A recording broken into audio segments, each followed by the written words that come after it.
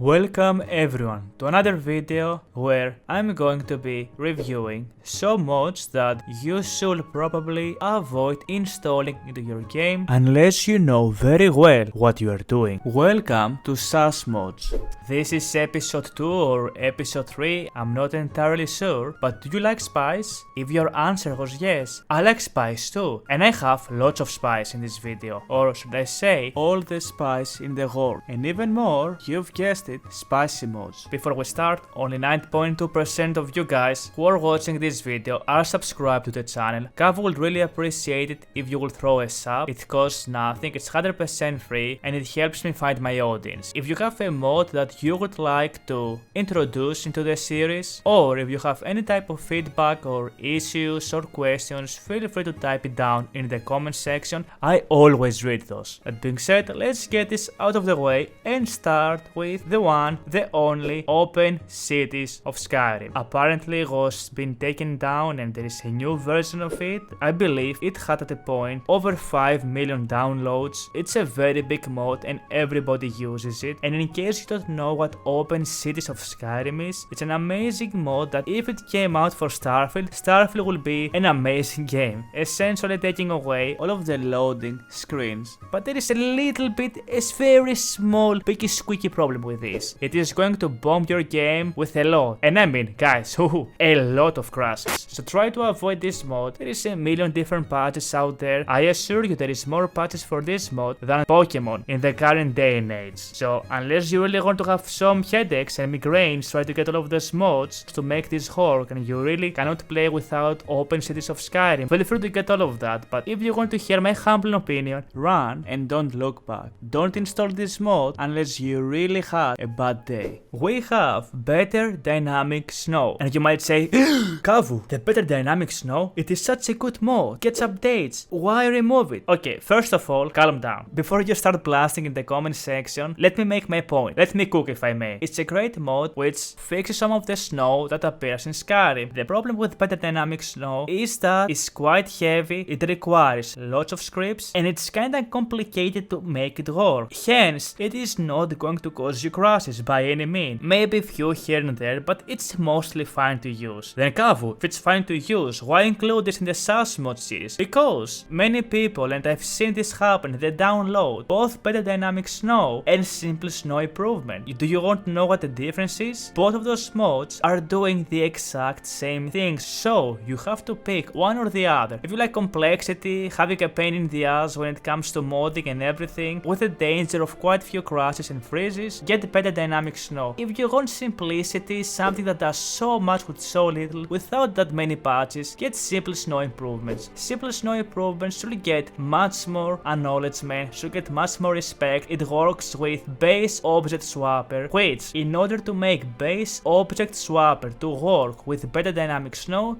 you will have more chances finding some genuine good humor in this video than making object-based swapper work with better dynamic snow. And that's not a compliment, by the way. Not so much of a dangerous mode like Open Cities, Skysa, Combat Behavior Compulsion. Compulsion? I just cannot do English, guys. But back to the beast, Skysa, it is outdated. If you're going to ask me what this does, it does a bunch of features like first-person animations, third-person animations. It does kind of everything, but there are so many options to replace this with. Nemesis and using open animation replacer to pick the animations you like. Skysa was the very first mod that came out before even Nemesis was a thing. I see many people still using that for some reason, so you shouldn't do that. It's very buggy, it is extremely script heavy, and I will highly recommend you guys to completely avoid this mod. Watch the video I've made a few weeks ago about how to make Skyrim's combat look much more better. I'm also having a video coming soon at some point where I will be revealing my complete new mod list if you are interested into that, including all of the combat animations I'm using. Long story short, do not install Skysa, extremely sus, 10 out of 10, avoid it. Then we have a mod that it has a very special place in my heart that is called WARZONES, Civil Unrest for Skyrim Special Edition. This is going to completely expand how the civil questline plays and it's going to add WARZONES in Skyrim, and if you have watched any of my videos, I'm going to tell you every single day that any mod that adds anything more than few dozens NPCs around the world and has scripts and it's mostly related with combat, it is going to 100% crash your game. If you want to speedrun crashing Skyrim, go and install WARZONES. If you don't like that, please don't. I love what it's doing, I love the idea, but sadly the execution, given how broken Skyrim is, it doesn't matter how few or how many mods you will have. If I had to rank this when it comes down to the most sus mods, this will be on top 5, so that tells a lot. There isn't a replacer for this mod, but I have a solution for you. If you want something similar that adds the WARZONES experience in Skyrim, go and play Mountain Blade Bannerlord. It will feel like you're playing a modded version of Skyrim. Play this game, thank me later. Next, let's go to Eyes of Beauty, and this is going to be a very fast one. This is the Eyes of Beauty that it's been one of the very first mods that came for Skyrim when it came out. Even in Starfield, the very first mod was Eyes of Beauty. This is not a dangerous mod, this is not sus, it's fine. The reason why I'm including this is that there is an updated version for the Eyes of Beauty, so you should not install the original mod because it has so many endorsements. Everybody who is a beginner when it comes to modding Skyrim who comes across this goes and download that. So instead of that, go and get the Eyes of Beauty. It even works with high polyhead. I do not use high polyhead. If you want to have the best eye models in Skyrim, just get the updated version and don't get the original one. Then we have dynamic distant object load, aka Dynalot.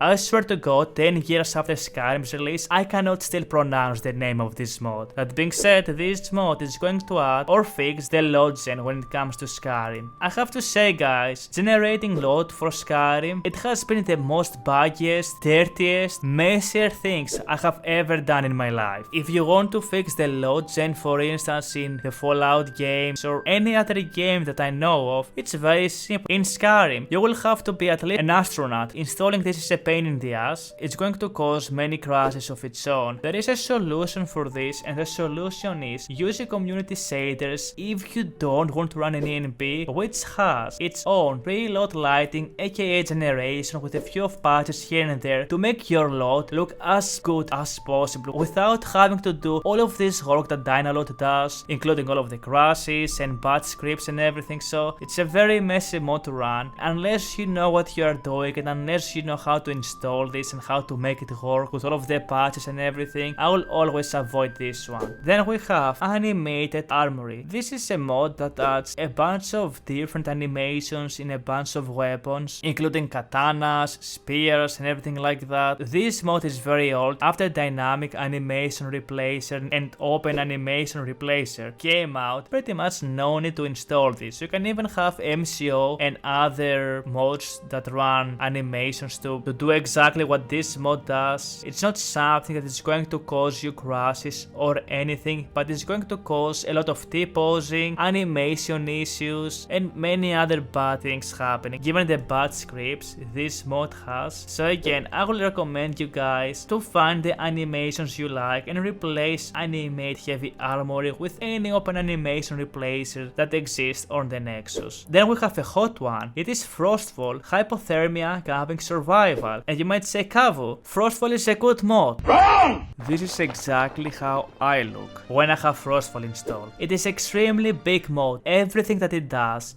it is completely outdated, more outdated than the shorts I'm wearing right now. It's extremely bad mod. I've used this mod for so many years, but guys, I promise you, if you're going to install this, you're gonna have so many crashes, so many issues, freezing, no pun intended by the way. You don't want this. It adds so many scripts. I'm going to give you not one, but two solutions for this mod. The first solution is using the CC survival content, which pretty much does exactly what Frostfall is doing, almost no scripts at all. The second solution, if you don't want to use Creation Club content, go and get Sunhelm Survival and Needs. This does exactly what Frostfall does, but just better. It adds needs, diseases, it adds hardcore needs, it adds a warmth system when you are venturing into cold areas. Just make sure to grab some of the patches here and there. And again, this is an amazing mod to replace Frostfall with. We have two mods remaining remaining death alternative, your money or your life. I don't have to tell you guys how problematic this mod is, other than if you care about yourself, don't install it, don't do this. If you like what this mod is doing, then bring your sexy body here and grab Shadow of Skyrim. It does so much more than death alternative. Every time you die, the enemy that killed you is going to get updated with passive effects. You will be able to track him, just like in real life if you think about it. Yet again, Shadows of Skyrim, it is such an immersive mod. Do not install death alternative. And closing in, we have Civil War Overhaul. Civil War Overhaul, this is the Redux version, which most of the conflicts and some of the crashes kinda fixed, but it is still a very big mod. It does something similar with WARZONES. If you want to update or download this mod, do it on a fresh save. That being said, if you are fine with having few crashes here and there, you can install this, but I will always try and avoid it. If you're running a lightweight Skyrim, I think it's fine installing that, but I will put this on the list of mods to avoid. Sadly, Skyrim's engine when it comes to adding NPCs, it's really bad, and it doesn't use NPC scripts very well. That was another episode of 10 SAS mods. I love making those, I just love making Skyrim videos. Next video I will make, it will be around underrated mods. Feel free to like and subscribe if you made it to this part of the video to follow that up, or follow more SAS mods. If you reached to the end of the episode, you are super awesome, you are based, and thank you for your support, thank you for watching, and thank you for your time. Take care of yourself, have fun playing Skyrim, and happy modding.